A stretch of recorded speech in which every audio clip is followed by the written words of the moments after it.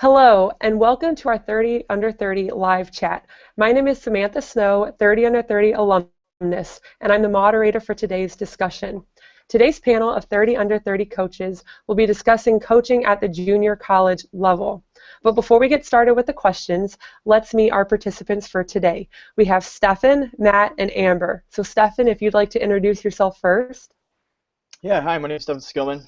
I just took over at York College, NAI School in Nebraska. Before that, I had the opportunity to start the program at Sheridan College, which is where I was able to gain some experience as a head coach and starting a junior college program. Great. Awesome, thank you. How about you, Matt? Hey, my name is Matt Dorman. I am from Nottingham in England. Currently an assistant coach with the men's and women's program at St. Martin's University in Lacey, Washington. Previously head coach of the women's program at Shoreline Community College just north of Seattle.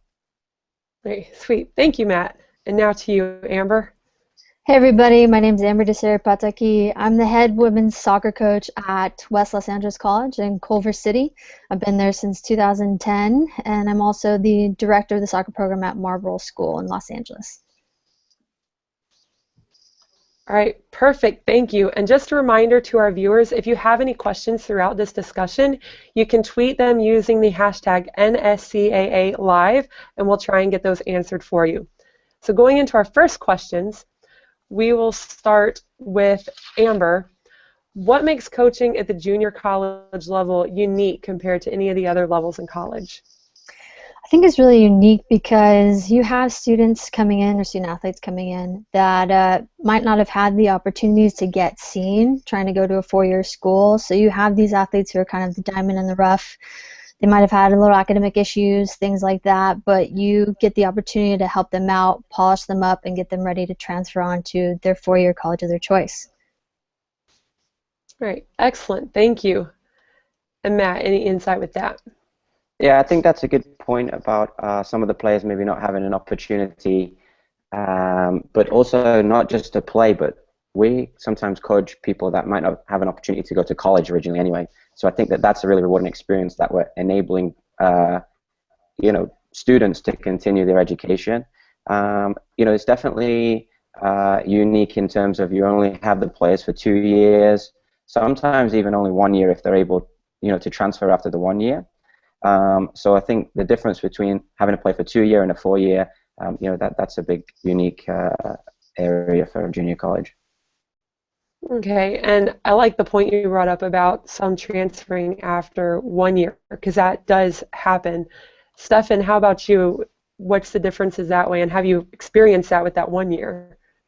Yeah, we actually, when we first started the program, we actually played up the 1 year thing and telling girls, hey, come play here for a year, gain some incredible game experience, and you can tell the new coach, hey, I started, I played, and we were able to take advantage of that.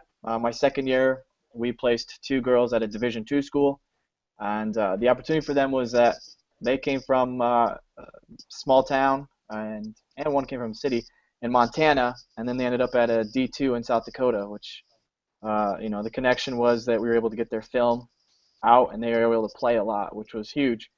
And when talking to other coaches, they liked those players, but they didn't quite think they had the experience yet, and so my first couple of years, that's what we played up, was the idea, hey, come here for a year, kick butt, play, and then move on. All right, perfect. Thank you, Stefan. Okay, Matt, we'll let you take the lead on this second question then. Do you have a different set of priorities when you're coaching at the junior college level? I think we all probably have the same priorities. We just give different areas more of a focus or less of a focus. For me, coaching at a junior college level and also at a four-year school, I can see the two and make good comparisons. I think that at coaching at any level of school, academics has to be the highest priority. We're coaching student athletes, we're not just coaching athletes. But I think at the junior college level, you really do need to focus on this specifically. We have maybe some students that are not as academically motivated, might even have not been considering going to college, So we really have to have that as a focus. Are you keeping track of their attendance in the classroom? Are you keeping track of if they're doing their schoolwork with their tutors? Are you keeping track each quarter of the GPA? When I came in at Shoreline, there was more of a focus maybe on the athletics, and the success in the classroom was not where it needed to be. In 12 months, we improved the GPA by a whole grade point, which was really good and really successful for that school. I think that helping players to transfer is definitely a different focus between a 2-year and a 4-year. If you're at a 4-year school, you're really not looking to transfer those players out, if you want a successful program. Whereas if you're at a 2-year school, hey, I've done my job if I can transfer a player out, if that's what they want to do. We have two types of players that come in.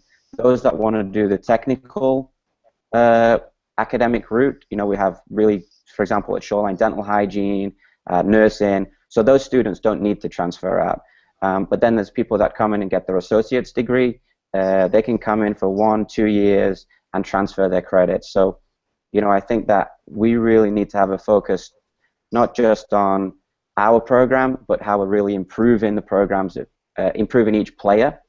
So, maybe more of a technical focus than a tactical focus, because you want the players to get better, because you want them to be successful, you want them to try and transfer.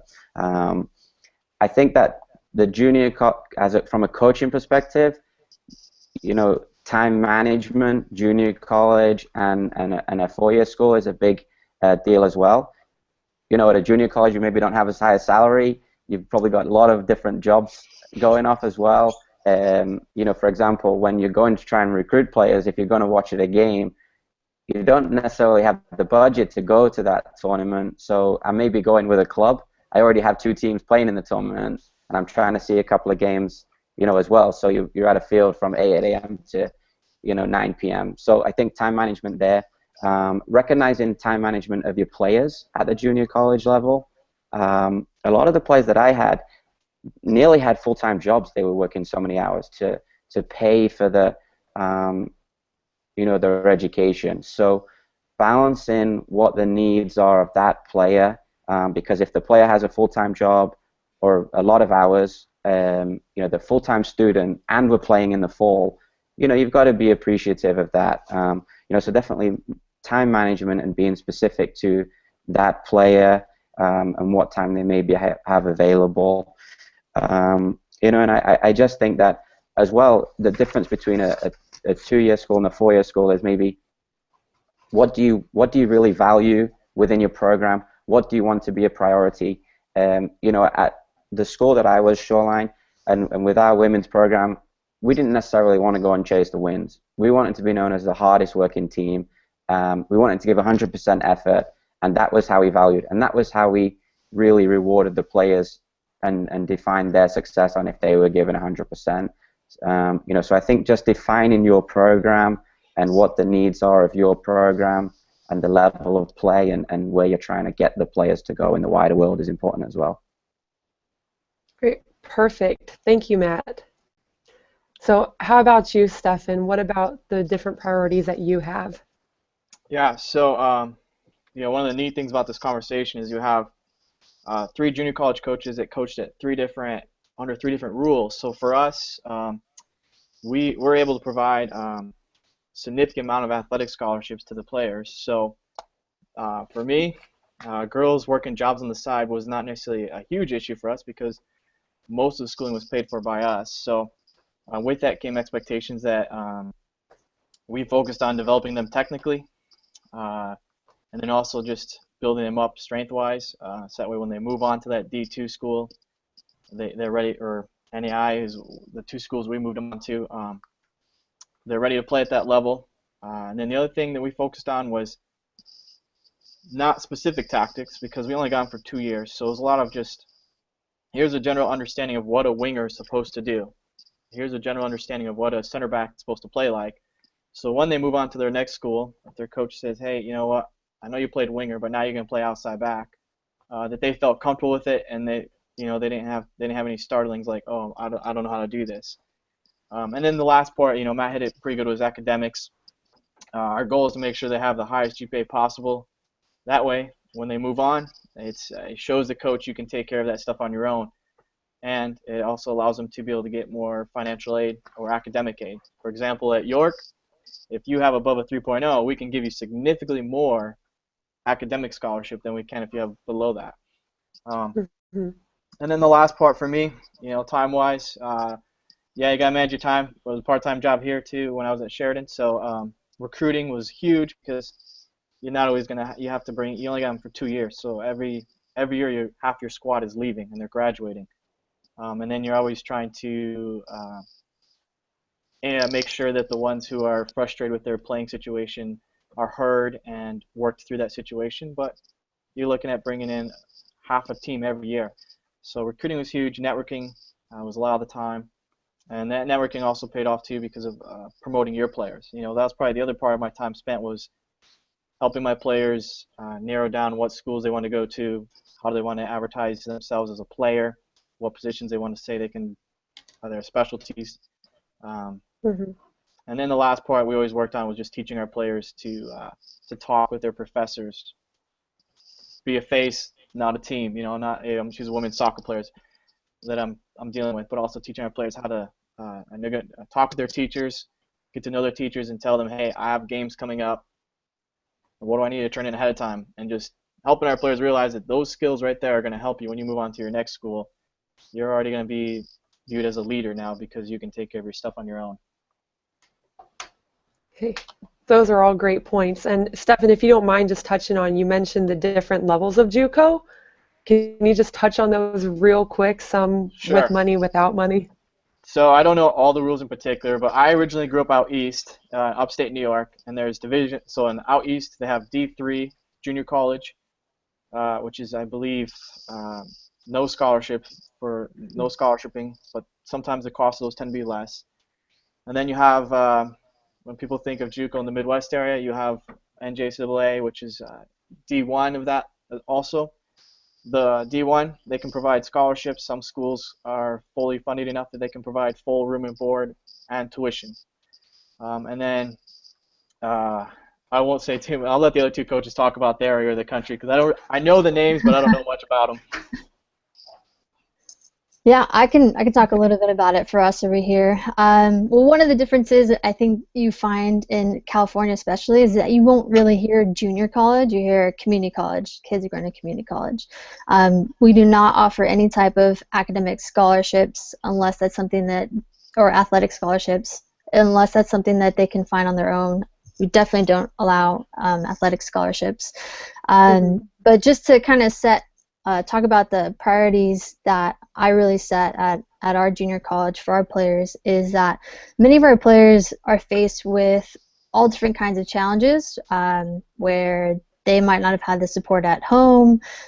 Just like Matt was talking about, they are working a job to try and pay for schooling. Oftentimes they're also working a job to help pay for different things at home. I've even coached players who are moms, who are married, who are just in different points of their lives, and they want to get out there and still pursue their dreams and their goals. But time management, like Matt was talking about, is a huge issue. And what I find is that you are helping these student athletes progress as individuals and as adults, and getting them ready to move on to, the four-year college of their choice. So whether that's they're moving on to play or they're moving on academically, either way we're using soccer as a vehicle to get them to succeed. So that's big time our priorities over at West is that we're focused on their academics and just making sure that they have a set foundation moving forward in their future.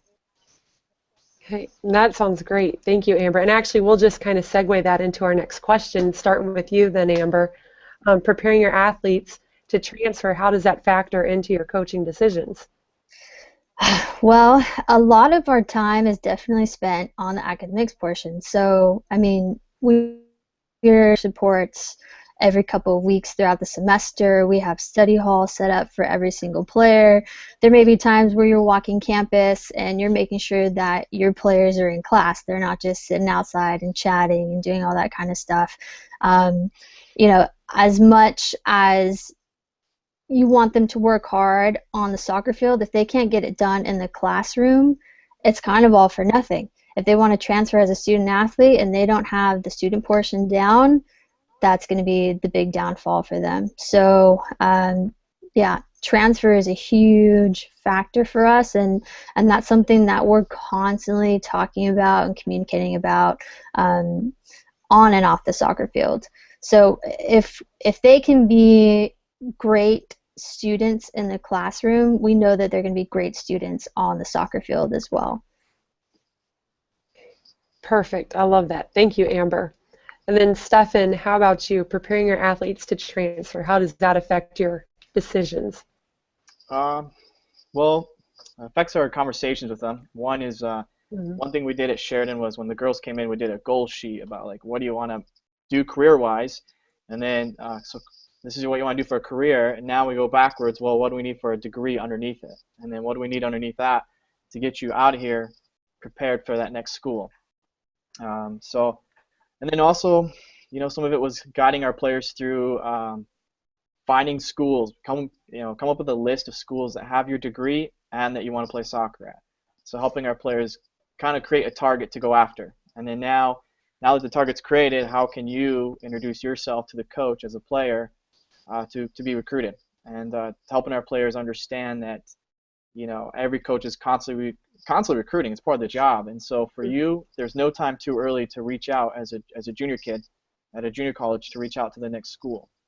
The other way it affects is probably for me, you know, once we know a girl, hey, this girl's going to 90% sure she's going to go to this college, and if that coach calls me and says, hey, we're going to play her as an outside back when she shows up here, and then I usually try to put in my priorities to make sure that we rotate that player through the positions that the next coach is going to have them play at. In particular, we had a winger that I recruited that was, I thought, a fast winger, and she was fast, but everybody's fast at college soccer, you know, especially at this conference that she was moving into, and so he wanted to take advantage of her speed and use her as an outside back instead. And so throughout the season, halfway through the season, we started making that transition. Once I knew that was the school that she wanted to go to, we started helping her feel more comfortable with playing outside back and knowing how to play it. So when she shows up at the next school, she doesn't look like she's never played it before. So I think that's the main parts right there. Okay, great. Thank you. So, Amber, we'll come back to you again for this next one. Do you find that there's any benefits to having your players for a shorter time period? There's a huge push as a coach to do everything that you possibly can for that player in the short amount of time that you have them, if it's 1 year or 2 years. So it kind of lights a fire under your butt to make sure that, you know, you're giving them every single resource possible to help them be successful on and off the soccer field. So I think that's probably the biggest benefit. Of course, you would love to have them for a longer period of time, and you think often, what could I really do with that player in 4 years? But there's so many other great coaches out there and programs that you're just happy to be a part of that player's time frame for those 2 years or 1 year. So either way, it's a privilege to have them, but yeah, it's a big push, you know, those 2 years. Yeah, I like that. It really does get you motivated, big time. Yeah. Right? How about you, Matt? Having those players for a limited, eligibility period, any benefits or even negatives? I mean, I definitely see some benefits with it. Definitely some positives for the player are, you're going to come into a program that is going to need players to start, that's going to need players to contribute straight away. You're going to be graduating 50%, maybe even more.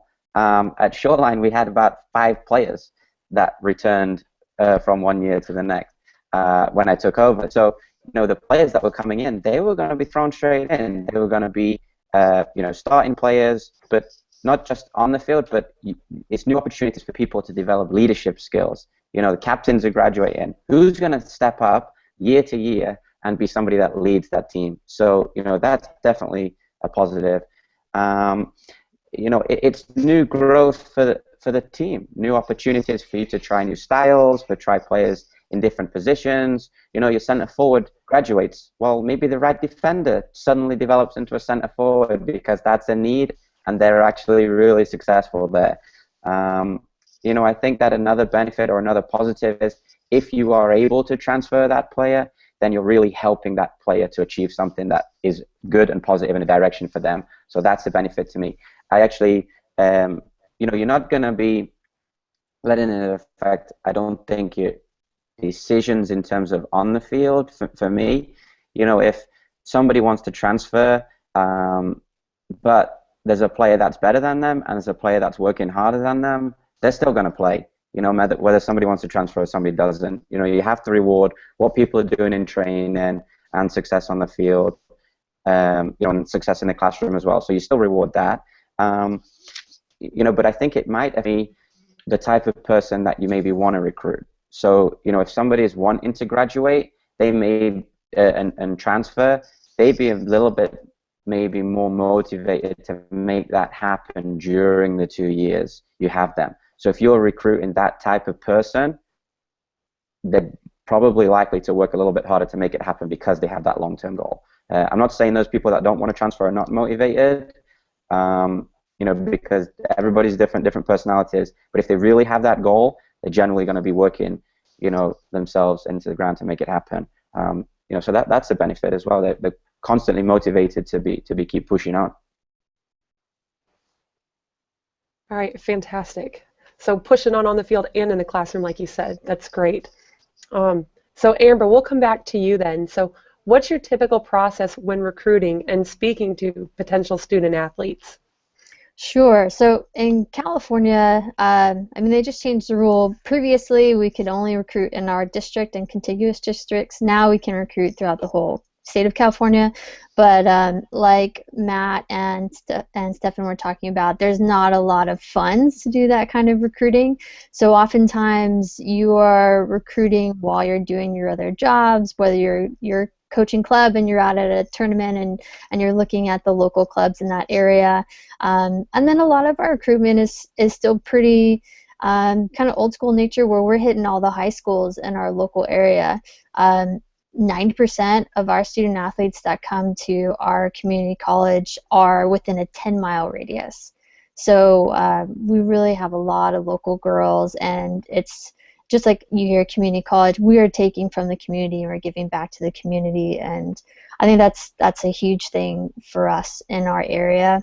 And the other thing too is that a lot of our kids are, you know, like I was talking about, they just don't have the resources like some other student athletes who have moved on to a four-year school, playing club, things like that. So that's kind of why we stick local, because oftentimes there's small things that turn into big things. They don't have transportation. They're taking buses to school, all that kind of stuff, so they often want to go to the closest possible as possible so that they can actually get to class and do those kinds of things.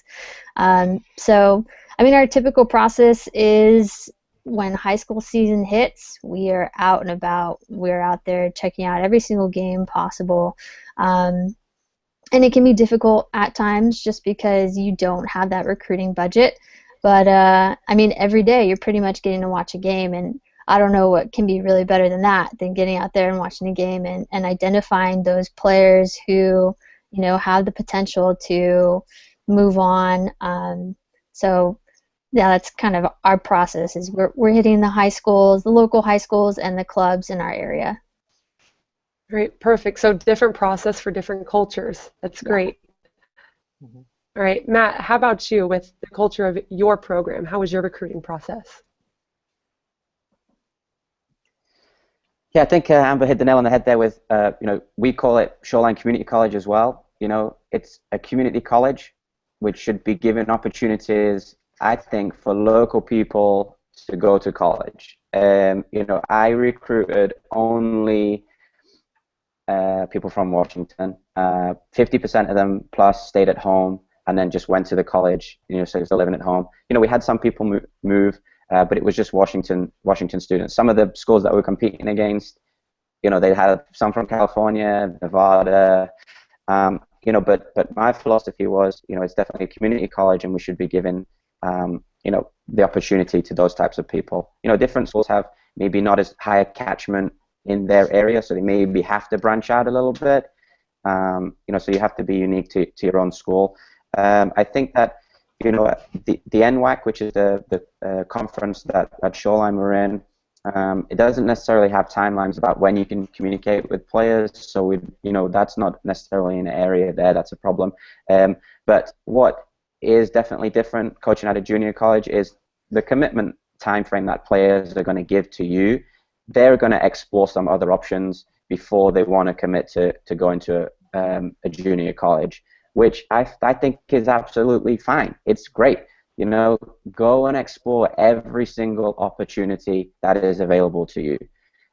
We're never going to get a person in a room and be saying, this is what you have to be doing. I need an answer by the time you leave the room. You want players to be successful.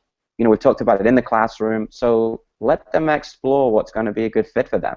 Hopefully it's going to be your school because you portray it in a positive way, and the benefits of joining there. But if they find that they want to explore something else and that's a better fit for those guys, good on them. As long as they're continuing their education, for me, it's making sure that people don't feel pressured, that they have all the options available to them and all the information, and they can find a good fit for them. Some people like larger schools, some people like smaller schools, some people want to live around here. We live in Washington, it rains a lot. A lot of people want to do Southern California. I don't know why they want to go down there, but that happens a lot. So what type of location do you want to have? I think it is really important. What's the fit for that individual player? When I see an individual player, it's very rarely that you go to a field and you can randomly just recruit players from there. It's a specific type of player that wants to go to a junior college because it's a great fit for those guys.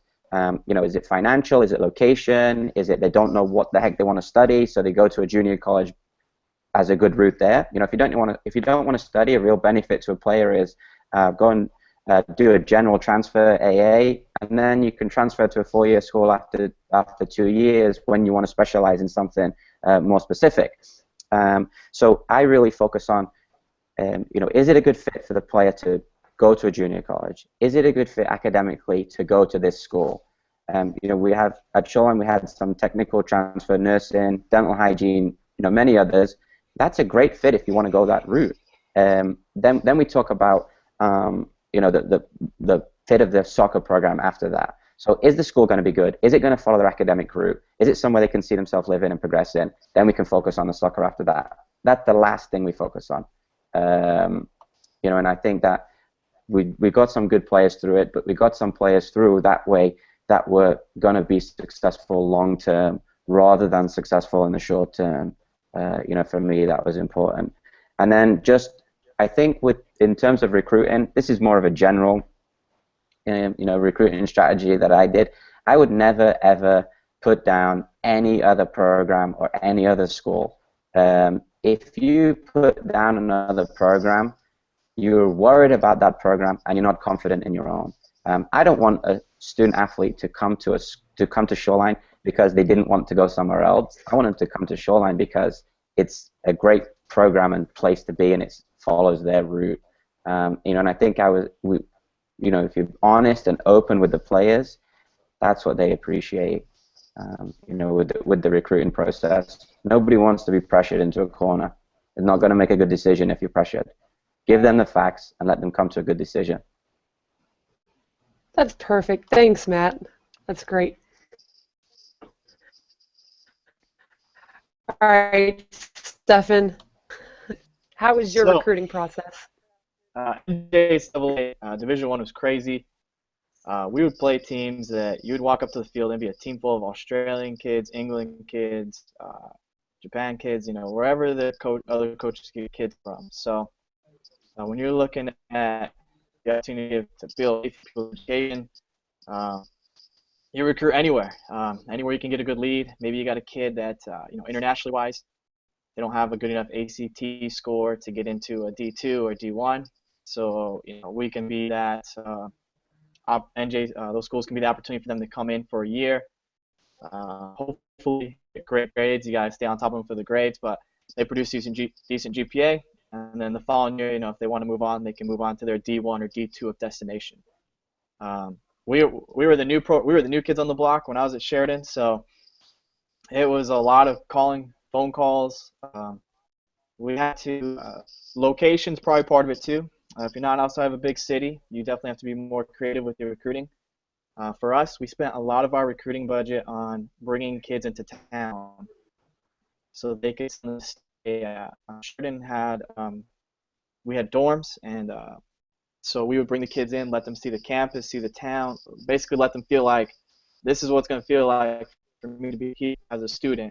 And we basically, in 48 hours, we try to give them as much experience as we can, so they get a realistic picture of what it looks like to be a soccer player while attending school. And we would, we would recruit anywhere. We had a lot of kids we talked to, a lot of Skype calls with international kids, just trying to make sure that they're going to be successful. One of my biggest no's that I always turned down was, what do you want to study? I want to study soccer. Listen, I know you want to play soccer. That's why we're talking. What do you want to do when you're done playing here? And so that would be a lot of the recruiting right there. A lot of phone calls. And the other thing we always try is, me, during the summertime, I work camps in other areas of the country, can use those camps as an opportunity to recruit kids from, whether I'm out in California doing a camp, or Texas, or even Kansas a few occasions. Doing camps, gathering names, trying to get kids to come up to our school to visit the campus. And then, we do have the opportunity to provide a scholarship, so we try to, like many coaches, we give them the scholarship offer, and we try to get them to commit. Hopefully they commit to a Division II school or a D school if we can. In my situation, we've had a few kids come to us because their Division II scholarship offer was not as good as they were hoping. And so they decided, hey, you know what, I'm going to wait a year to go play at Sheridan and compete, and then I'll maybe go back to that coach and say, hey, look, I have playing right now. Can I get a better scholarship package? So there's a lot of networking, a lot of calling. We'd call a lot of the clubs and divisions around us. And by around us, I mean within like a 10-mile radius. And we call coaches, a great team, the scholarship, maybe can't afford to go to a school or just doesn't have the grades that we can help, give them playing time, give them a place to play, pay for their education, and also mentor them so when they want to well at the next school. Great. Perfect. Thank you, guys. So we do have a Twitter question that has come in. And then I guess, Amber, if you want to take the lead on this one to start, how do you find the balance of developing the individual player needs for transfer as opposed to... Sorry, Sam, you just kind of cut out there. I missed. Oh, goodness, no worries, no worries. So they're just wanting to know, and actually I was thinking of it as well, so I'm so glad somebody asked this, just the balance of developing the individual player and their needs, preparing them to transfer, versus your team goals. Because all you guys have talked on, you don't really focus on team tactics. So how do you find that balance to where team is still successful, but also those individual players are getting developed to move on? Well, each individual establishes our team. So if we can get each individual to work on their own personal goals, we start talking about team goals later on. So if everyone's set in what they need to do, and we can, it's a lot of work, and that's a tough part. But I think it's kind of like that saying, you're only as strong as your weakest link, and we want to make every single player in our chain as strong as possible. So it's not so much, I guess, to me, a a balance. It's more of like if we can make sure that each one of them are good, then we know that the team will be good. Um, yeah, that would be my answer to that. Okay, great. And how about you, Matt? I think that question probably could be answered more broadly in terms of, are you making the players better, or are you going to go win a game type of thing. I don't think they need to be separate. As Amber said, if you make all your players better, your team gets better. It's not rocket science. I think that we're all talking a lot about helping the players transfer, which is a lot of it off the field. Getting things together academically and helping them transfer there. Improving them technically. At this level, you still want to win games as well. You're not gonna lose a game to help a player transfer, but you're not going to win a game to stop a player. That they both can be combined with each other. For example, last season at Shoreline in the fall, we finished third in our division, so we were able to make the playoffs. We won 2 games, and we ended up in the semi-final against a team that had scored more goals than we had. One player on their team that had scored more goals than we had collectively as a group. We had scored about 25. This kid had scored about 30.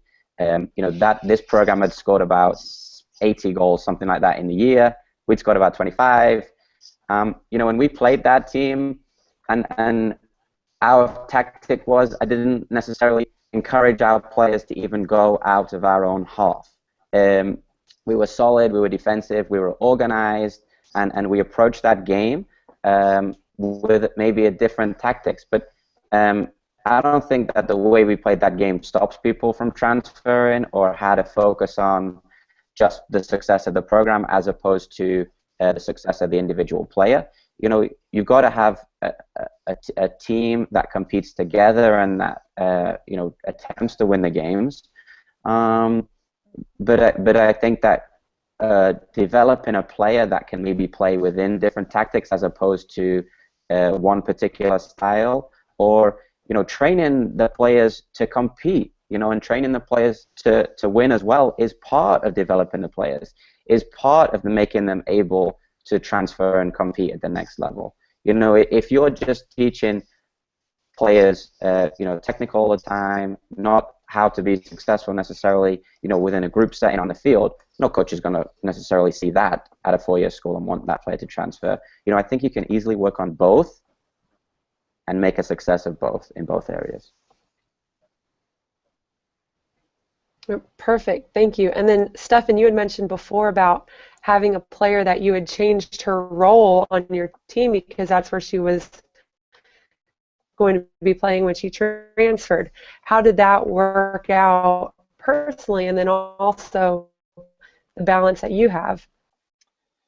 Yeah, so the way our conference worked, we play everybody in our conference twice, and then only the top 4 teams make it to playoffs.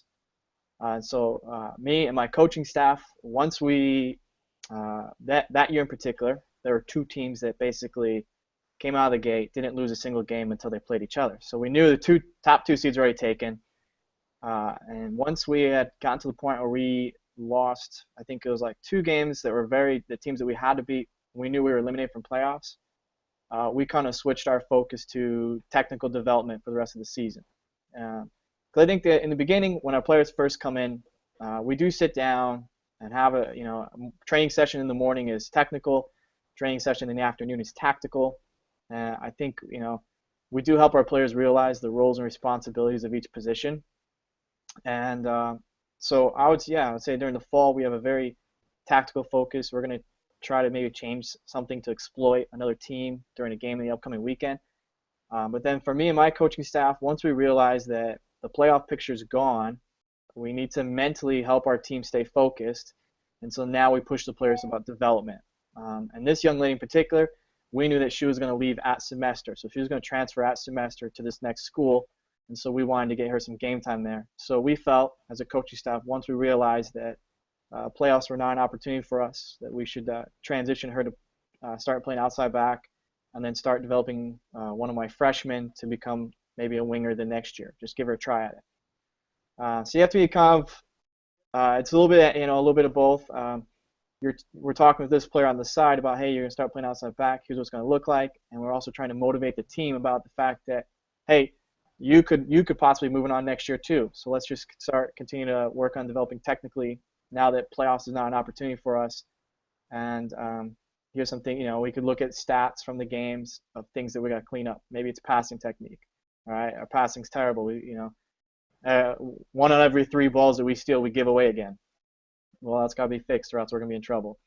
So we help the players. I think one of the things you have to do is help the players realize how here's the flaw, here's where we're losing, and here's the technical part of it that goes with that flaw that we need to fix to get there. And for this young lady, it was just game. We just knew game experience would be the key for her. She already was a competitor in practice. She already won a lot of her 1v1 games.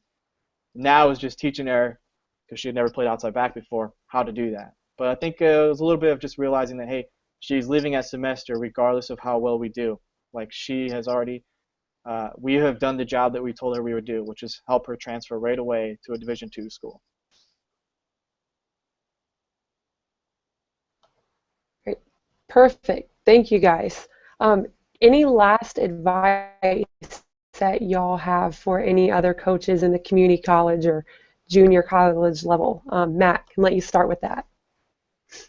Yeah, I would just, to players and coaches, keep an open mind about the junior college level, because it really has benefits to specific players that want to go that route. It's not going to be for everybody, okay? But it definitely has benefits for some players, and can help them continue their education, which needs to be number one.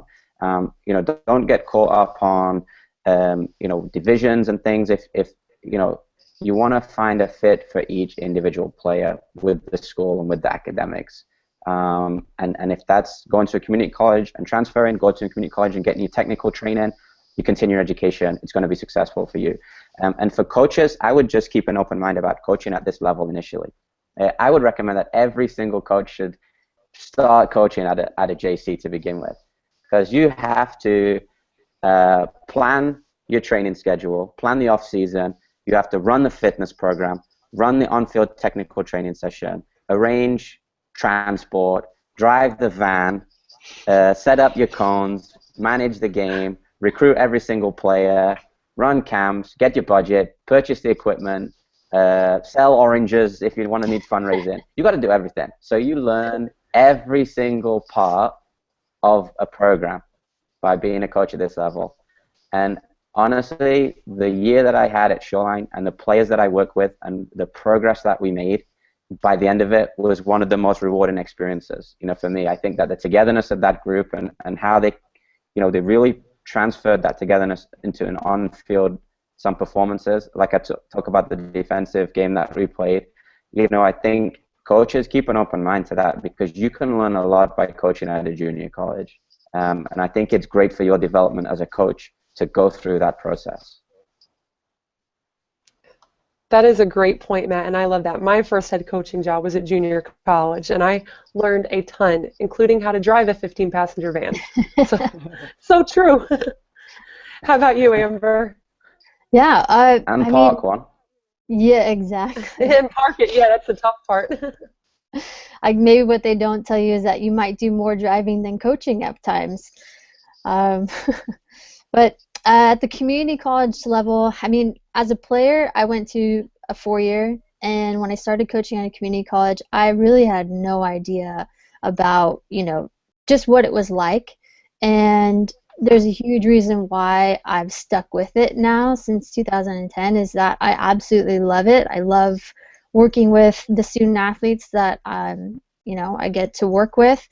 It does definitely take a lot of patience, and you're getting down and dirty with everything, from just like what Matt was saying, is that you're setting pretty much everything up in your program. You're lucky if you have one athletic trainer that can help you out with things. You're relying heavily on your part-time staff to be able to take on a workload that is really full-time. You're often working multiple jobs. But if it's something that you love, then you definitely want to stick in it. And it is absolutely rewarding every day when you get to see your student athletes just progress even in the slightest bit. If you think it's the slightest bit, it might be the biggest thing for them. It could be the biggest change for them. And I mean, it truly becomes a community and a family, and you connect with those players for the rest of their lives. They come back and they're so excited that they graduated from the 4-year school that they invited you to go to their graduation. And you know that you had a small part in that, getting them to that point. And that's truly what it's about, is you really focus so much on their goals, their academic goals, their career goals, their future. Um, that soccer really is the vehicle for them to help them get there. And at the end of the day, it's not really about the wins and the losses. It's about, did they enjoy their time and how they become successful in what they want to do. So yeah, there's a lot of trials and tribulations to being a community college coach, but it is absolutely rewarding every day.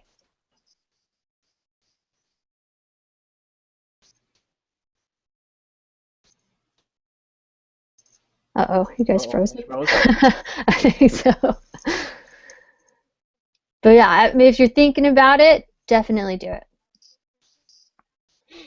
I'll just piggyback. I'm assuming we're live.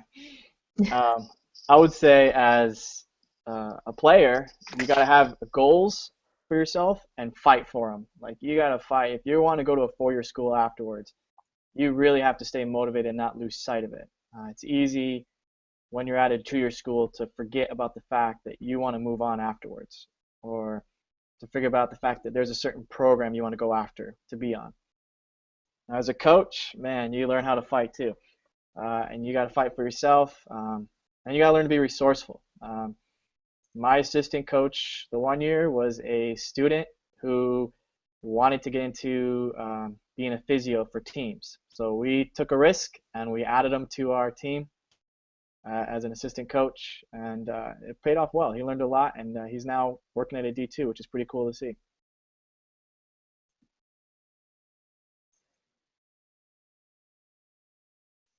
I don't know what to do now.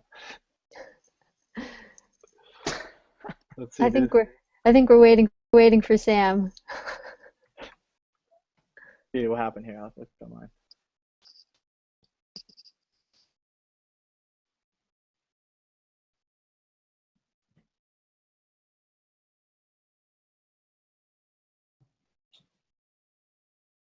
All right, it's just us.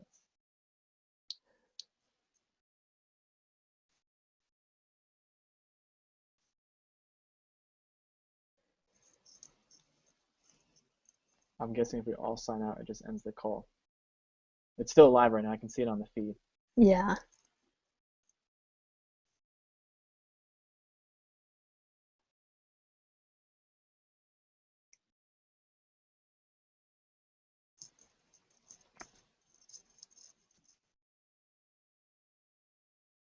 Looks like the feed has stopped. So again.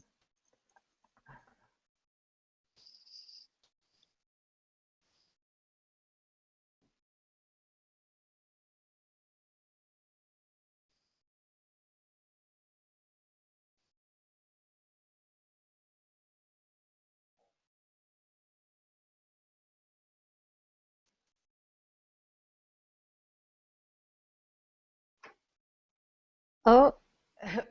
Hey guys, so hello to viewers. My name's Laura. I'm working marketing at the NSA. Sam just texted me her computer froze, so I wanted to jump on and first of all, thank you guys for joining. You guys, everything has been so awesome, and I've really appreciated everything you said. I've enjoyed the conversation quite a bit, so I know our viewers have. So I apologize for the confusion. I just wanted to jump on and make sure we didn't have stagnant air there. But yeah, that was actually the last of our questions. So Amber and Matt and Stefan, you guys did awesome, and I know you offered a lot of really great insight to the junior coaching level, which I think doesn't always happen. And so thank you guys again for joining us. Thank you to the viewers for watching. And I'll kind of end the call by mentioning this is one of our last 30 under 30 live chats for this class. We will be opening the applications though for the next class later this month. So definitely keep an eye out. If you yourself are a young coach, you're under the age of 30, or if you have some staff that are young coaches, this is a really great opportunity. I'm sure Amber, Matt, and Stefan would all agree. So definitely keep an eye out for those applications, and hopefully we'll see you on the next 30 Under 30 live chat. So Amber, Matt, and Stefan, thank you guys again so much for joining us, and everybody else, thanks for watching, and that'll do it for us. Thanks, everyone. Thank you.